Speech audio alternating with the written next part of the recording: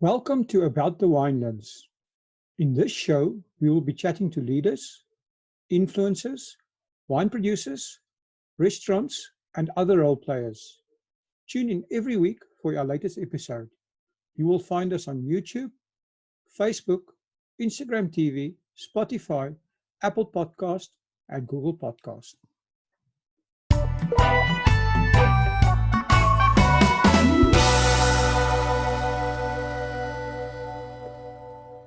Welcome back to About the Winelands. Today I'm speaking to Boela Gerber. Boela is the winemaker at Groot Constantia wine estate in Cape Town. Welcome to About the Winelands, Boela. Thank you very much, Will. Lucky to be with you. No, thank you for taking the time. We always appreciate it because we know you guys are busy, especially this time of year. So, I know our listeners appreciate that as well. Boela, if I can start off, can you maybe give us a little bit of a background about yourself and how you became involved in the wine industry? This is it's quite interesting. It really happened. It was sort of happened upon the industry by chance. I went to Stellenbosch to study science. I enjoyed science at school and sort of most sort of living things. And then at university, I was in Dagbreek, and a few of the guys in Res actually did viticulture. It just sounded like a lot more fun. So the first years were very similar. And then they persuaded me to say, listen, yeah, but what do you do with the straight BSc? It's actually a lot more fun to do winemaking. So and there was they checked it out, and it actually was really interesting. I sort of felt, obviously being in Stellenbosch, a lot of wine as a student, Stellenbosch student, a lot of wine consumption in the early years. So so it made a lot of sense. I really happened upon it. Didn't know anything about it, not from a wine farming background at all, but the studying part was really interesting. And then I think as a young winemaking intern, I did my first vintage we have to do internship in our final year. So my first vintage was 95. I did it at a wine farm called Stel, which is becoming more popular again. Ernie Els Properties bought out Stel, but Stel at the time, the winemaker was a guy called Andre van Rensburg. He's the winemaker at Vergelegen for the last 20-something years now. And Andre was my first boss and mentor, and he's a very passionate and very, very knowledgeable winemaker. And he really, I think it was contagious, Andre's passion and knowledge for wine. So, from going from textbook knowledge to sort of putting that into practice, years ago as a young winemaker was just absolutely amazing. So I really, really fell in love with winemaking early on. Well, that's amazing. Boela, I mean, everything makes sense. I just don't understand. Did you put the fact that you were in Dagbreek on your CV? Because how did they allow you in? Well, I think where were you? I think we should continue this conversation after the podcast. We'll continue this conversation after the podcast. Boela, sorry about that. Can you give us? I mean, that's interesting. So you started working there, and how long ago when did you move to Groot Constantia? So like I said, because the university's wine cellar is more experimental, so we had to do like a 3-4 month internship. That was my final year, and Andre and I we really got along very well. And Andre actually asked me to join the farm on a permanent basis at the end of my studies. So I joined Stellenzicht permanently after my studies. Andre left a few years later for Vergelegen, and then I went to Rickety Bridge, which is an amazing experience. Rickety Bridge, small little wine farm out in Franschhoek, beautiful valley, and the wines were really awesome. Where I had to look after the vineyards as well as the winery, which is quite a great learning curve, I think, for a young winemaker to do that whole thing from planting vineyards and pruning and the whole sort of vineyard management. Through to the bottle, I think was a very good learning experience for me. And I was with Franschhoek for 2 years, and then I only joined Groot Constantia. I joined Groot Constantia January 2001. So 2-3 years in Stellenbosch, another 2 years in Franschhoek before I moved to the deep south. Wow! So you're going in for 20 years Groot Constantia. That's amazing. Yeah, it's a good innings, huh? That's amazing. So, talking about Groot Constantia, can you share a bit of the history of Groot Constantia, because that's quite interesting. I think our listeners will enjoy that. Yeah, geez. Will, how much time do you have? You can Yeah, talk, so right? I'll be. As No, long as I'll you be don't, as long very. as I'll you be. don't get boring, they'll listen. No, listen, yeah, I'm very blessed. It's such an amazing estate.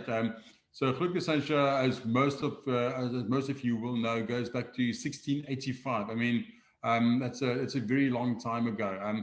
Just to put things in perspective, that Groot Constantia is older than Cabernet Sauvignon. Wow. Cabernet Sauvignon only was a natural cross of Sauvignon Blanc and Cabernet Franc that happened naturally in the border region, late 16, early 1700s. So just, yeah, if you talk about, people talk about the legendary Dom Perignon that was supposed to make the first champagne or not.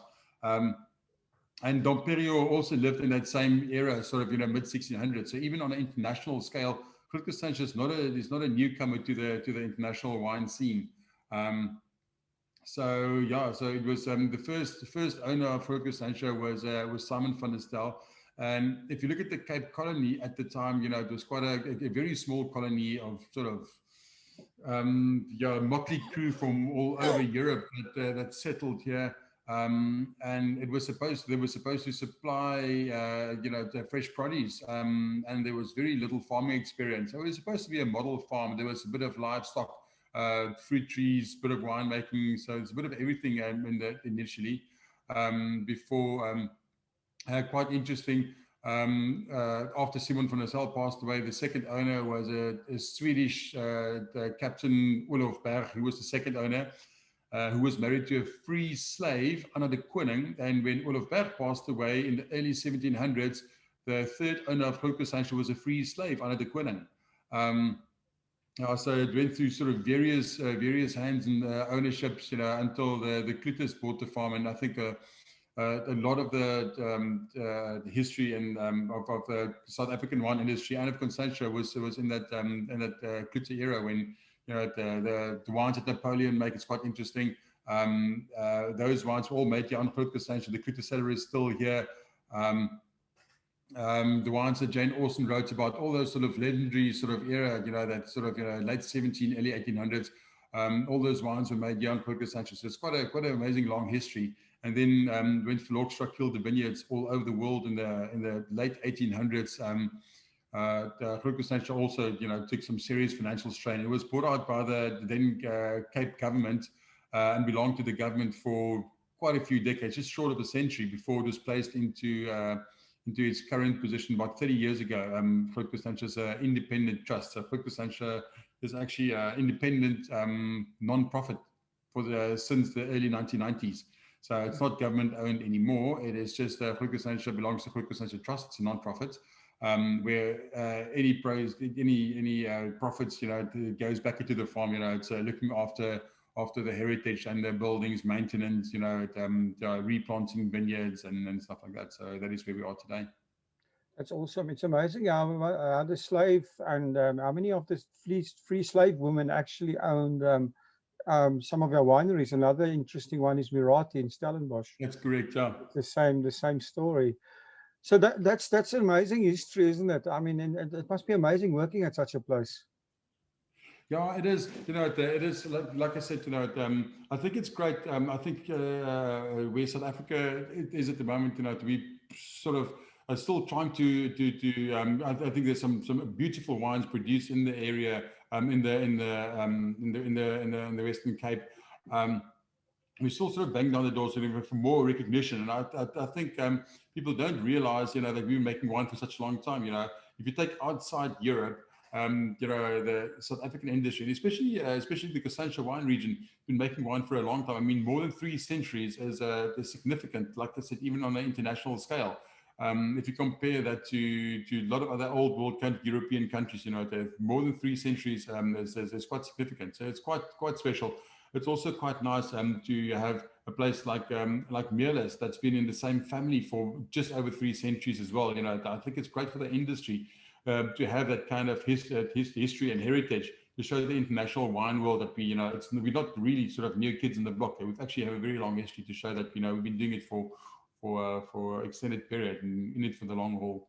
I think that's one of the things that our industry needs to embrace and also use. The French are very good at it, like you said. They created this whole myth about Dom Perignon, it's all nonsense, and they build out the whole of Champagne on urban legends and all kinds of stories. And we have so many untold stories in the winelands that should actually be told. Somebody should actually make a movie about the wineries and the history of the winelands, because I think that's a story that would actually be very well received worldwide, because we're almost seen as a new world wine region, but like you say, it's actually not true. No, totally. No, I totally agree with you. So, when a guest comes to Groot Constantia, what can they experience when visiting the estate? So yeah, well, obviously we are very happy to allow people back on the farm for more than a month now. You know what? You can actually spend the whole day. So there's a visitor's route, so you can literally come and sort of do a visitor's route experience. There's the manor house and the old historical cellar that's open from a historical point of view. It's like it really is interesting to walk there, especially the historical cellar. I find that fascinating. There's little artifacts. Obviously, that's quite a few things that's specific to Groot Constantia, but a lot of other artifacts, sort of glass collections and corkscrew collections, very sort of interesting sort of bits and pieces from the wine industry that's in the old historical cellar.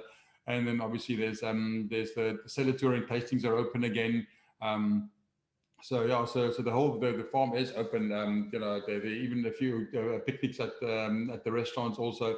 Yeah, there are 2 restaurants on the farm where the guys can come and have breakfast, the lunches, dinners, Simon's, and the back end of the farm overlooking Constantiaberg and the back of Table Mountain, and obviously there's Jonkershuis as well in the middle of the historical core, right next door to the manor house, overlooking False Bay. Sort of beautiful settings there as well. So yeah, there's a whole day of entertainment. There's even a self-guided vineyard tour if anybody's interested as well. So self-guided audio vineyard tour that people can do, or historical tours as well. That's also possible. Yeah. So there's a lot to do on the farm. Amazing. Tell me, Boela, in terms of visitor numbers, since you've reopened the restaurants, how are they doing? Are they full? Are the people still cautious to come? Yeah, well, that is, we need to, we've been open for a very short period now, so it's very difficult to give you an indication. It's interesting. We just had a meeting now, and I think before coronavirus, we're sort of guessing, but Groot Constantia must have been one of the most visited wine farms in the world.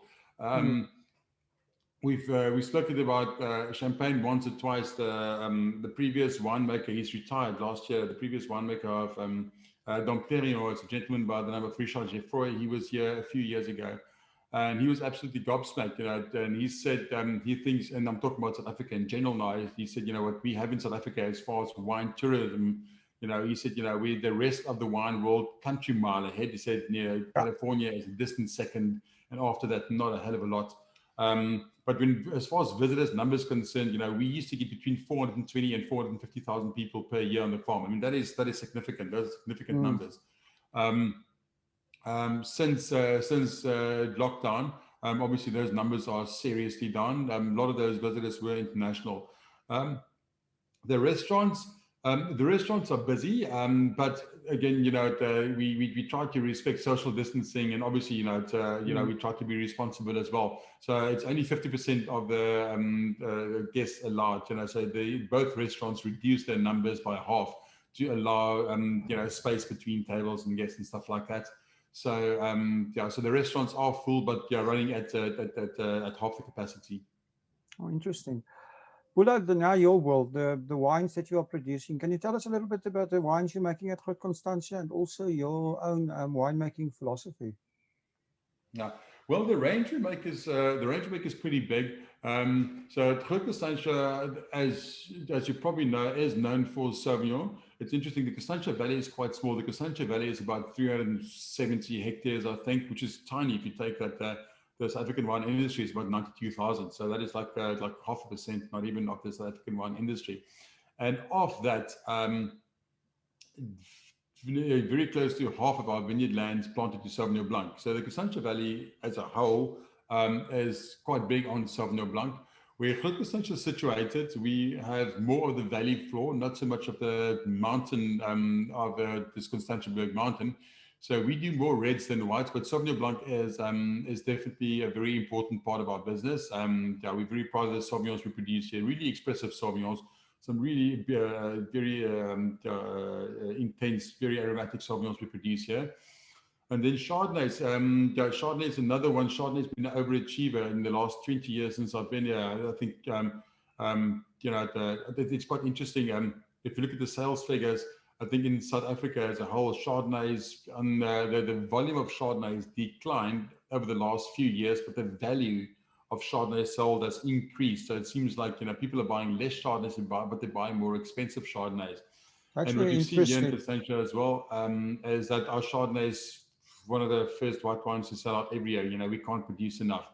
I think there's definitely a market for some really top end Chardonnays. I do think South Africa as a whole. I think there's a Chenin Blanc is our biggest variety, and people are very proud of the very interesting Chenins we produce here. But I think Chardonnay is probably one of our country's strongest categories. There's some really world class Chardonnays we produce here. And we've had some great success with that variety and Groot Constantia as well. So the two important white varieties, obviously Chardonnay and Sauvignon. And then on the red side, then we have a flagship white blend as well, what we just call our Governor's White. Sauvignon Semillon, barrel fermented Sauvignon Semillon that we keep in bottle for a bit long before we release it. Also some really nice complexity, very sort of interesting layered style of wine. And then the red side, the two big single varietal reds are Shiraz. We still call it Shiraz. Interestingly, we spoke about the history of the farm.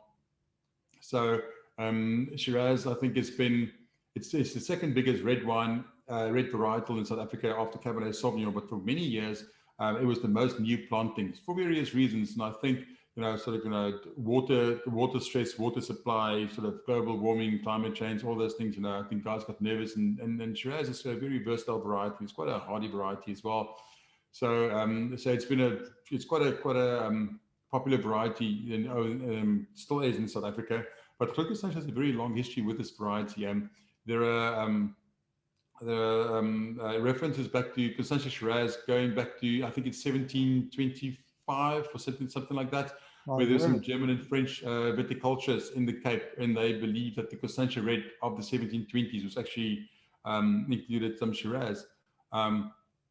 Interesting there's an estate in Western Australia, Voyager estate that created Groot Constantia with obviously the Shiraz pretty big in Australia, more South Australia than Western Australia, but they created Constantia for the origin of their vines. Obviously, they couldn't send the vines from France all the way around the Cape to Australia. The vines would have died, or the people would have eaten the vines probably at that point. So they actually got their vines from Groot Constantia, and when phylloxera killed all our vineyards around the Cape, we actually got our first plantings of Shiraz in the late 1890s. Didn't come from France. We actually got it back from Voyager Estate. So they credit us for the origin, but then they also say that Voyager Estate saved the South African wine industry by providing us vines in the late 1800s. So so Shiraz is it's one of our biggest red varieties. Some very interesting expression, I think. Like I said, some beautiful Shirazes we make in the country. Different areas, Stellenbosch, Swartland. Different expressions of Shiraz, and then the cool climate of Constantia. Obviously, it's a very aromatic, sort of spicy, sort of floral style Shiraz. Same thing with Peritage. We're the only guys making Peritage here in the Constantia Valley. And again, a very interesting take on the variety. The cooler climates, sort of higher rainfall, brings out a lot more of the feminine side of the Peritage. So the two white varieties in the white blend, and then the two red varieties, main red varieties, and then obviously our red blend, the Governor's Reserve, our Cab Merlot blend.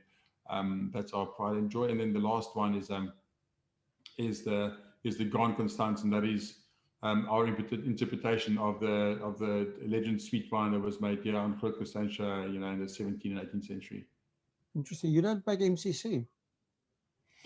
You know what, well, we do a lot. We do a bit of rosé as well. We do make an MCC. It's relative small volumes, but we do make MCC. We even make a VSOP brandy. We just bottled the 2014 VSOP brandy. It's beautiful, huh? My word. Yeah, so there are bits and pieces, but the main, the sort of main Hmm. lines of Groot Constantia is Sauvignon, Chardonnay, the Governor's White, Pinotage, Shiraz, the Governor's Red, and the Sweet. But there are bits and pieces. There's a varietal Merlot. There are bits and pieces of other stuff that we also do. Well, there's something else that's interesting. You mentioned that you still call Shiraz, or Shiraz, as you say. But the fashion these days is there's been a fashion to call it Syrah. What is the difference? What happened there? Is it a marketing thing, or what happened? Well, it's should never underestimate the value in sounding sophisticated. I mean, geez, you can't, you can't make this beautiful perfumed red wine and then call it Shiraz. It sounds very, but it's plat fleurs. Yeah, unsophisticated. Now, listen, yeah, I'm joking. There, for some weird reason, and there are theories why South Africa and Australia call it Shiraz, while the rest of the wine world call it Syrah. Interesting, I mentioned Stellenbosch earlier. Andre at Stellenbosch, he made what he thought was a more sort of old world style Shiraz in 1994, and he had to apply to the board, the Wine and Spirits board, to actually call the first Stellenbosch Syrah, to call it Syrah and not Shiraz. So yeah, Andre now at Vergelegen, and he was actually the first guy. He had to apply to the board to actually call the first wine Syrah in 1994. Well, sold in 95. And I think it is people try to move away from that sort of big bold style and say, but it's I think naming the wine Syrah is already sort of signaling this wine is it's sort of more an old world style rather than sort of new world sort of in your face style that's associated with the South Australian Shiraz. But we've been using the name Shiraz for a very, very long time. So for us to sort of change now the name, people got to know Groot Constantia Shiraz over the decades, and now to change the name, it didn't really make sense to us. So even Yeah, I though I do agree. think our style of wine is probably more Syrah than it is Shiraz. The people know the brand, so we're just sticking with it. The other thing I wanted to ask you as a Chardonnay expert is, I remember in the early 90s, it used to be a very big fashion to actually make a very the lots of oak and wood in the Shiraz in the Chardonnays, and that seems to have changed over the last few years. What is the development been there? You know what? It's actually quite interesting. The wine world has changed quite a bit, and a lot of these changes started in America. Yes, geez, well, I don't know how Mm, much time you have, but so there's a guy called Robert Mondavi, and he was the first guy to use a lot of new oak, and obviously his mates in Napa picked up on that. hmm. Because before that, the rest of the world, including France, the whole of France, people used more older barrel. They didn't really use a lot of new oak. And and then shortly after, you may have seen the movie. There was a movie made about the Judgment of Paris, the 1976 tasting that Steven That's Spurrier correct. did. When the Yes, and then Americans the put the France in their Californian wines place. knocked this. I Yeah, beg your pardon. when the Americans put the French in their place. There you go. So then shortly after that was I think then the French obviously saw that, and they started to pick a bit riper. Sort of more new oak, and then another phenomenon by the name of Robert Parker happened. So all these things Mhm. happened, sort of between 76 and the 82 vintage, Bordeaux vintage. I think also a riper vintage and more new oak, and these wines got more rewarded. So people went from the early 70s to pretty much only replacing barrels when they had to sort of early 1980s when new oak was actually a significant part of the style of the wine, because of what I just said, because of those sort of things that happened, in the late 70s, early 80s. And I think that fortunately, I was still at school at the time, but I think the wine world made mistakes. I think guys overdid it. Maybe not the correct oak. There was even the oak industry went through quite a few phases over the years, and I think that's what happened. People recognized something, and then American oak also came into play. I think people they recognized the oak, and it was overdid. They overdid it. And if I say they, when I started making wine in the mid '90s, I was also guilty of that. it's very difficult not to give like a big, bold Pinotage or Shiraz, or give it a lot of new American oak or a lot of toasty French oak for a bold and ripe style Chardonnay. So I think that's what we did, and we very quickly realized. I think the South African wine industry, probably ahead of the curve, we quickly realized, but this year we're not doing ourselves any favor. I think there's the whole new oak thing may work, and maybe in Australia and California, but it doesn't really add value. It really sort of kills the personality of our wines here. We don't. Mm. So I think we got over that very quickly. But I agree with you. Very buttery, very big, very oaky. The reds and whites that we made in the that we made in the 90s. But fortunately, I think we saw the light, and I think a lot of guys trying to rein in on the oak use and also rein in on the ripeness. It's not acceptable, to produce these 15 plus alcohol wines. People try to sort of rein in and get more freshness, So that's definitely a style that came and went. Well, interesting. We can talk about this more at another time. Boela, your wines, where are most of them sold? Yeah. Well, obviously a different answer than I would have given you a year ago. So I can believe that. So, yes. so we try to balance our local sales and our domestic sales and our international sales. So, just sort of to simplify, Groot Constantia used to be like half local, half export. Sometimes a bit more here, a bit more there, but that's normally what we try to aim for, is like half domestic, half export. Of the domestic sales, a large chunk of that, probably half of the half, so 25% sold off the farm, traditionally. That's obviously changed. So because like I said, international tourism was quite a big part of our setup here, and that's changed. So so there's still you still get a lot of visitors. The fact that in the current lockdown sort of regulations, we can't sell wines over Saturdays and Sundays is not great, because we still get a lot of visitors. The farm is busy and over the weekends, but people can't buy wine. So we need to think clever how we're going to address that. But yeah, so exactly where our wines are sold now, it's changed. We don't know. We'll probably get a sales figure at the end of the month and see where we are. But we fortunately it's quite interesting. I see that there was also one of your emailers. You have that hashtag Save SA Wine on one of your mailers, and That's it's quite right. interesting. I think that's done. There was amazing initiative that we've seen, especially in UK and Northern Europe, and we've seen the spillover of that into the US as well. We've had some really great support from the US as well.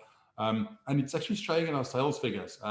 We've seen really good support from, again, our big clients, Northern Europe, Germany, Netherlands, Belgium, UK as well, and then even the US, so we've seen some great support, Southeast Asia as well. We've seen some great support from international. So our international sales are actually up. So we're leaning more on international exports, just purely because, we don't have the local sales. The restaurants are trying, but obviously they have their limitations as well. And I think a lot of the guys in the domestic market are a bit cash strapped. So we've seen at the moment people are, I suppose it depends. You talk to some people, say that, people are trading down, buying sort of more entry level. Other people in the wine industry say, they're selling fewer wine, but sort of, higher end. So it really depends where you go to. But but the local sales are not as good as they used to be.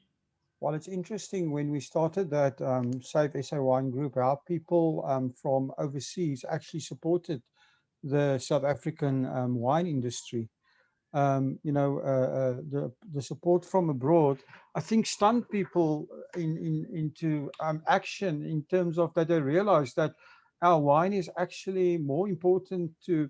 It was almost as if our wine was more important to the buyers overseas than it was to our own people here.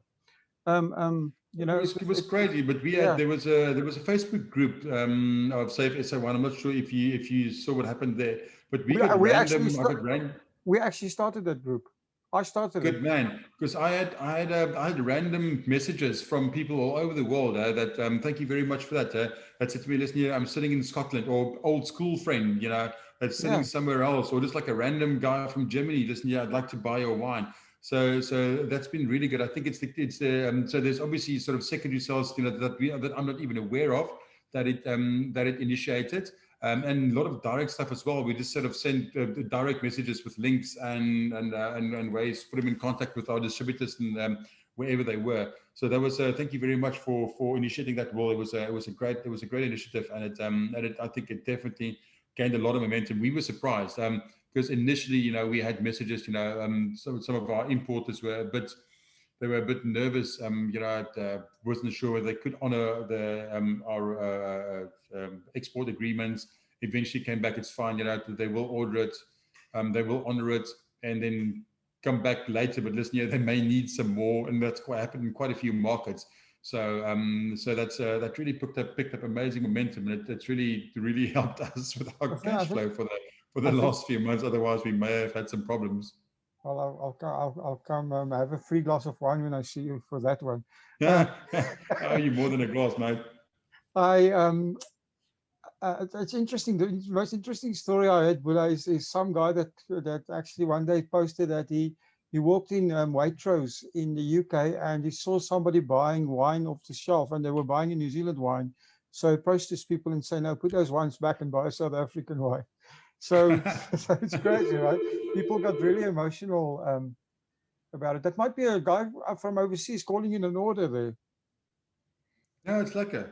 No, that's fantastic. No, I'll don't. No, it's an internal call. Oh, it's I an see. internal call. Sorry about that. I don't know how to reroute my phone. No worries, Boela. You have a wine club at Groot Constantia. Can you tell us a bit more about that? You know what, Will? Your timing is not great because we are having a fresh look at our whole sort of digital and online. Yes, so we do have a wine club. So there's a wine club where there are two different wine clubs where people can join. Go to the website where they will find different offerings. We are actually working on that at the moment. Again, it's quite interesting how these things work. It seems like wine clubs sort of, they had their day and they were fading. And it seems like they're really picking up again at the moment. So we definitely, we are busy with the process, literally in the next few days, sort of relaunch a new club and getting sort of better offerings. But, we are looking at, people do become members, get the first, get news, get information, if there are any specials, any new releases, to keep the club members informed. Pre-order if there are new vintages of small lots of wines, small bits and pieces, that they can't be part of that. So we have a wine club, and obviously there's a discount as well. If on the wine, so there's no sign up cost, or there's nothing. You can just sort of join the club if you go to the website, www.grootconstantia.co.za. Go to the website and sign up for the club.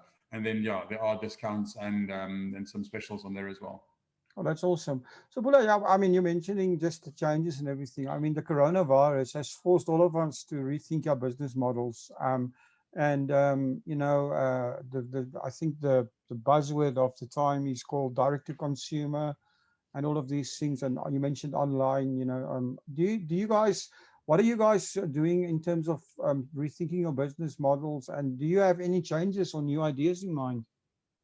It's difficult to say, but we are. I think because I think in the past, I think the whole website, the whole offering was more to get people on the farm. That's what we always try to do: get people on the farm. So the website was more experiential rather than sort of commercial. But if people wanted to buy wine, it was actually impossible to buy wine. You had to sort of, click, and then they send you an email, and then you get a quote, and then you say what you want, and then you get a quote. It was actually surprisingly geriatric what we had there, and that has been streamlined. Just sort of on, that people, if they actually want wine on a Saturday night, to sit there and they read something or they see something that's quite interesting, to go to the website and literally sort of click and get it through. So we definitely from a digital sort of point of view, we streamlined that. And that is where we are now. There may be a few other things as well, sort of digital, that because it seems like the whole world is going more digital. I'm sure you've seen the same in your circle of friends as well. People don't go into the office anymore. A lot of offices standing empty. I went out with my wife a couple of weeks ago to the city centre, Bree Street, and it's actually sort of so shocking to see sort of empty buildings to let for sale in prime areas in Cape Town. So I think a lot's moving, a lot is moving to the business moving sort of online, and it's something that we can also consider. I do think a place like Groot Constantia, if you come here, you have to experience this. You have to sit here and sort of look at Table Mountain, look at False Bay, sort of sit here in the vineyards, and I think once we get people here, this is what we want. We want people to come to the farm and really experience that. But for the geez, I don't know, next probably 12 months, if not more, it's going to be difficult. International travel is going to be difficult. Even domestic travel is going to be difficult. So we are looking at sort of giving people a more at least some digital experience, if they don't have the possibility of coming here, but they can have some experience, and just have experience a piece of Groot Constantia until they have the opportunity to come here again. So if you're talking about digital experiences, what do you have in mind? Do you have like virtual tastings, that type of thing, or more like videos of the, what are you planning? No, that is, that's still, we are playing around with a few people, to see if we can do sort of, 3D and those kind of experiences. Oh, my word, yeah. If it is, we'll see if it is viable and possible to do it. So we've done some work, but to see if it is going to be possible, we're still getting there. Well, a few people I've spoken to I mean, I think everybody realizes that we're going to have what I call an arid tourist season. We're going to have a tourism winter, not a tourism summer, because we honestly, I don't think we're going to have any international tourists at all. I think even business people I read today are struggling to get permission to come to South Africa. So the chances of tourists coming is very, very slim. So that means the only market that's really left is the local market. And a lot of the Stellenbosch wineries and so some of them are changing the menus in the restaurants, and obviously places that have accommodation are giving accommodation specials. What are you guys doing to attract local people? This we haven't done a big drive for to get more local people here. We're very fortunate to be on the Red Bus tour, so they do bring a fair amount of people. I think what we can do as well is just make people more aware by social media, to make people aware. Listen, here we are open, the restaurants are open. So that's pretty as much as we can do. So the estate is still pretty much alive. But I agree with you. I mean, the local market is definitely very important. It's important to us. But yeah, we haven't sort of activated any plan to get. Lucky that if Cape Town does something, and I think Cape Town will probably say to themselves, Cape Town Tourism will probably say, look, we've been rigged for international tourism for years. Now it's a chance for the guy sitting north that couldn't afford a Cape Town holiday because he was competing with international buyers to come down to Cape Town. But if the guy comes to Cape Town, there's a very good chance that will come to Groot Constantia. I think you're a natural visit. Yeah, well, it's, if I say that we are not, it's not that we are not doing something. It's very possible that Lila, because Lila, our marketing manager, is also on the board of Cape Town Tourism and the Big Seven. So Groot Constantia is part of a lot of the Cape Town tourism. So it's part of a bigger picture. Yeah, I understand what you're saying. So like I said, there are quite a few initiatives as well. So we definitely are. But to be quite honest, we've always tried to you can't only rely on the international guys. So we are trying. You need to look after the local tourists, because the international tourists, there's seasons, especially in winter time, there's a lull, so you can't neglect the local tourists. So we are always trying to sort of get the locals. That's why they're trying to get the local tourists and get the locals. Yeah, it's important. That's why we also open. Even when lockdown allowed it, we allowed people to came back into the farm, even though they couldn't buy wine. We said to them, listen, yeah, it's fine. Come walk on the farm, walk your dog. Yeah, sort of just experience this, even though we couldn't sell wine to them. So we tried to look after the local tourists, even though we couldn't sell wine to them. We tried to sort of make the guys welcome here and welcome them back onto the estate. So we are trying to get people back into the farm. Boela, this has been a difficult year, and I think a lot of people learned a few new things, but also you've got 20 years of experience just at Groot Constantia alone almost. So what is the most important thing that you've learned from your wine journey? Yes, well, I'll be very honest. I don't think anything that I learned in the last 20 years could prepare us for what happened, for what happened now. So yeah, I don't know. What I learned from wine, um, it's a tricky question. I think, but I'm sure that most people would have experienced. I think whatever you do, it's often just a sort of microcosm of the bigger thing. Sort of trends we see in the wine industry. It's interesting. The wine industry has gone through the sort of changes. Sort of the bigger guys were more popular 20 years ago, and then there was this whole financial meltdown in 2008, and then people went for the more smaller, like craft beer and craft gin. They went for craft wine and the smaller, sort of against the odds. So we often see that the wine industry is just a smaller sort of version of really what's happening out there. But what we've seen in the wine industry, and it's often the guys. Yeah, it's difficult to explain. But it's not just, I'm not going to word this correctly, but it's in a lot of industries, people say, it's what you put in. What you put in is what you get out. But the wine industry, it's literally that. So if you say what you put in, literally sort of wine tasting, what you experience, because what you experience and what you do, that becomes your reality. So what we try to do is also, try to travel as much as possible, sort of experience different areas, different wines, different regions, and sort of, try to experience as much as possible, and sort of, sort of take in as much as possible, and sort of use that, and then try to sort of distill it down to what we do. Yeah. I've been very fortunate to be involved in a 300-year-old estate, but things are not stagnant. We spoke about wine styles, and I can see how styles change here on Groot Constantia. We have a library of wine going back 50, 60 years, even more. Actually, sort of some of the wines go back to the late 1700s, and our styles have changed here. So you need to sort of really be sort of part of that wine world, and which is not always a bad thing. Sort of see what happens in the rest of the wine world, and if there's anything good that we can apply here, then just sort of make it part of our world. Yeah. So I'm not really answering your question now, am I? No, I think it's interesting.